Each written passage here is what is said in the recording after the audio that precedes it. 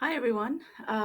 So I'm going to just talk about some basic concepts that are connected to the concept of human life, or the topic of human life, which was what you were doing by watching Gattaca and thinking about which genes you would change, and then learning a little bit more about the End of Life Act.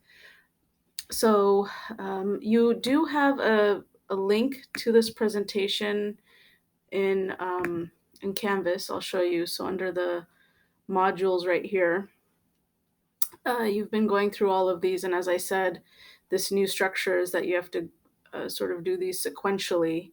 Um, and so after you finish listening to my response to the End of Life Act, you can listen. You'll be listening to this lecture and take the quiz. If you click on here, which you already have, you will be able to access the presentation here. Okay, so this is the presentation I'm going through. Um, so the main question that we're thinking about is, how do we understand the concept of the person, and how does this affect our decisions about the beginning and end of life? And what are some of the issues that this affects? It affects the issue of abortion, suicide, assisted suicide, euthanasia, genetic engineering, and stem cell research. And we'll talk about what each of those mean. So, abortion is defined as the human induced termination of a fetus before what would have been a natural birth of that fetus. So, I think all of you are familiar with the concept of abortion and what that means.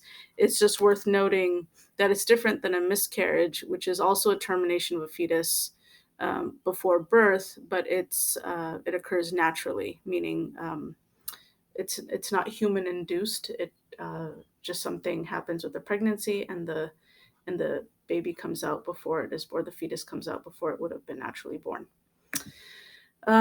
Suicide, again, I think you pretty much know what this means, but it's worth looking at the definition, is when a person decides to terminate her own life by herself. It must be the result of an intentional decision by the person to die and not the result of an accidental death. So, someone killing themselves on purpose.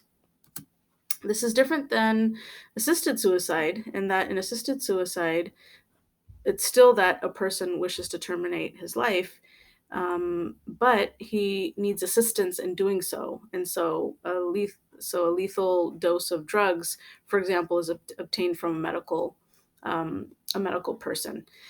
Um, so this is different in that it's not a suicide. Sometimes we think of as spontaneous because of extreme emotional distress. Assisted suicide is typically something that's thought out a little bit longer, but the main difference is that the person receives assistance from a medical professional in doing so, and they usually will obtain some sort of drug that will help end their life. And this is essentially what you were reading about in the End of Life Act fact sheet that I had you read. What's important to note is, in this case, the agent of death is still the patient. So the patient will receive this lethal dose of drugs from a doctor, for example, but will administer that dose himself. So we'll have the drugs with him at home, for example, and there is a waiting period, of course, after he requests it before he can get it, and then he will get it from the doctor. He'll have it at home, and then when the patient is ready, will administer that dose himself. So the doctor provides the medication but does not actually administer the medication. This is different than euthanasia, because in euthanasia, the agent of death is not the patient but someone else. So this is where the doctor, for example, may actually administer the drugs. What's tricky about this is, when that happens, technically it's that other person who has killed, let's say, the patient, the person who's wanting to die. Um, and even if the patient is the one who requests that, it leaves some room for doubt and the possibility of the person who's causing the death to be charged with murder. And so that's why euthanasia, particularly, is not legal anywhere. Um, Morally, people disagree about whether it's okay or not. For example, if a person cannot administer it to themselves, then, but they still would want to die as in assisted suicide, then should it be morally permissible? So people differ on that, but again, euthanasia is a little more tricky. Um, in that because someone else is doing it, it opens up that possibility to think, did the other person do it against their will? And it's technically one person killing another person, so it opens that door for a charge of murder. In both assisted in suicide and euthanasia, um, uh, when people consider it morally acceptable, and with assisted suicide legally acceptable, there needs to be clear consent from the patient, obviously, and so doing, the patient needs to be in sort of a sound state of mind, and so they will be evaluated by psychiatrists to make sure that they know fully what's going on and are making that decision on their own with full awareness. Also, the patient needs to have a terminal illness with no chance of recovery, so they're not ending their life and then uh, sort of, and if they hadn't, they would not have died soon. So they need to have this terminal illness, and there needs to be a degree of certainty of the diagnosis. So obviously, um, a diagnosis is never foolproof. There's always room for a little bit of error, but there needs to be a high degree of certainty that we know for sure that this is, or as sure as that we can be, that this is what it is. It's terminal, and the person doesn't have long to live. So this is the difference between these three. Um, okay, and then the other two issues have to do with sort of newer technologies. So genetic engineering is the use of DNA technology to modify any life form, including plant life, non-human animals, and humans. So when we talk about genetically modified organisms, GMOs, we're usually talking about food things, plants. So we even now use DNA technology to an extent to modify plants and plant life. Um, some of that genetic engineering is just done through sophisticated crossbreeding, but you can also manipulate the DNA in a lab. It has been done with animals, so maybe you've heard of Dolly the sheep, the first sheep that was cloned. And it is possible to do this with humans, to clone humans, to modify the genes of humans. As we talked about in class, the tuck or and as I mentioned with the Gattaca movie, that while this technology is here, the question is, should we do it, particularly when it has to do with human beings? The other new technology is called stem cell research, which you've probably heard of. And this is any research conducted with embryonic and adult stem cells. So, what are stem cells? They're undifferentiated cells that have the potential to develop in many ways and can thus be used to study and endeavor to treat many diseases.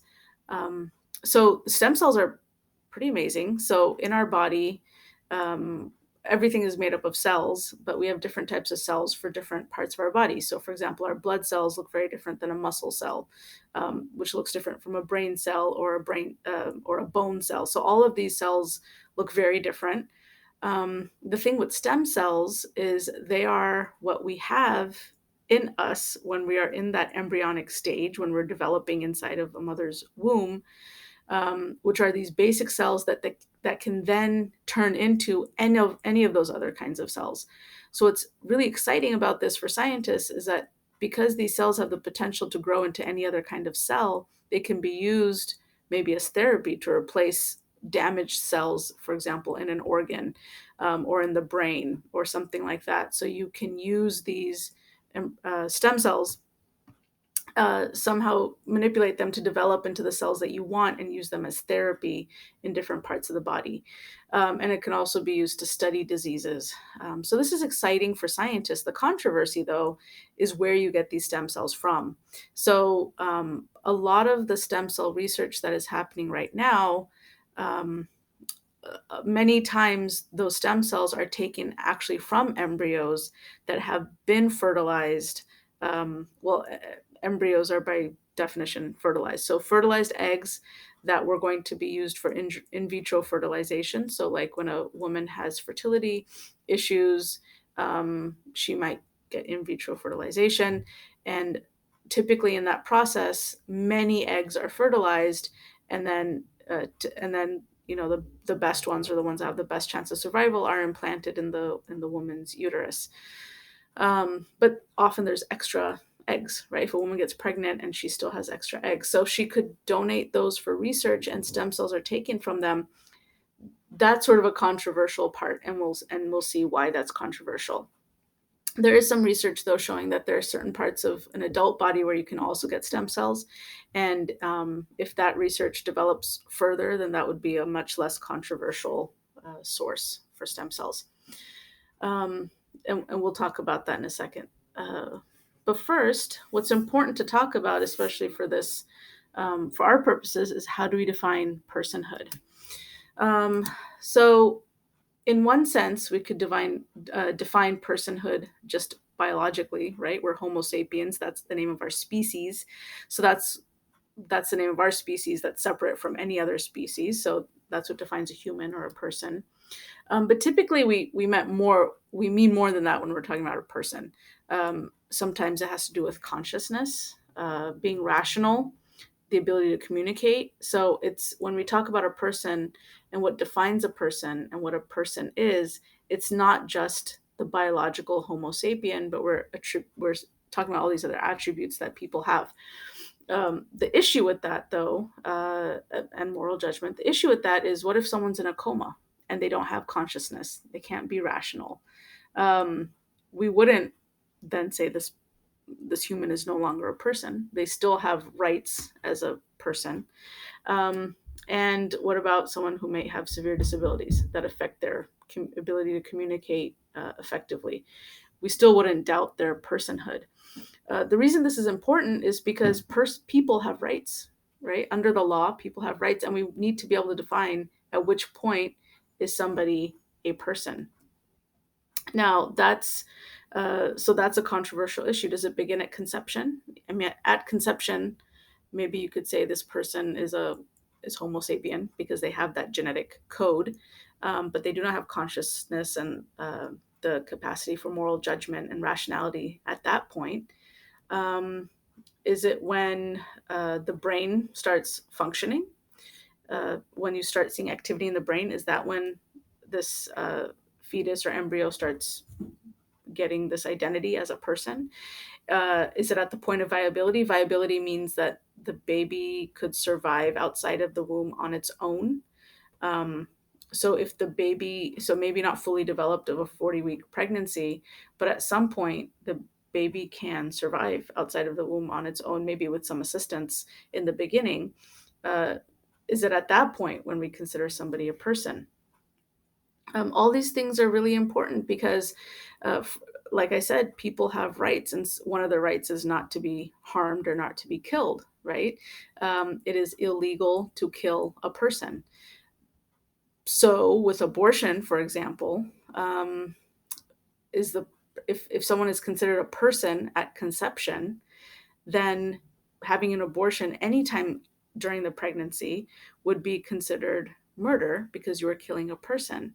But if personhood is described as defined as viability, meaning until they can survive outside of the womb, which is 20 something weeks, then any point before that, if you do rid the body of the fetus and kill that fetus or terminate that fetus, um, that wouldn't be considered murder because that fetus isn't considered a person yet. So you see how why this concept is really central to a lot of these ethical issues, including abortion. You know, nobody disagrees that, except for all these exceptions we talked about in class, that killing an innocent person is wrong. Of course, we again talked about those exceptions. Um, so the argument about abortion isn't whether it's okay or not to kill a baby. It's when is that baby or that fetus considered a person, and that's typically what the debate is about. At which point does that fetus get all the rights that a baby would have after birth? Right. As soon as a baby is born, none of us would be okay with that baby being killed. And so some say, well, a week before and they're inside, there's not much difference between that baby inside and outside in terms of development and abilities and everything. So that's also wrong. But then how far back do you take that? At which point is that fetus now a baby person that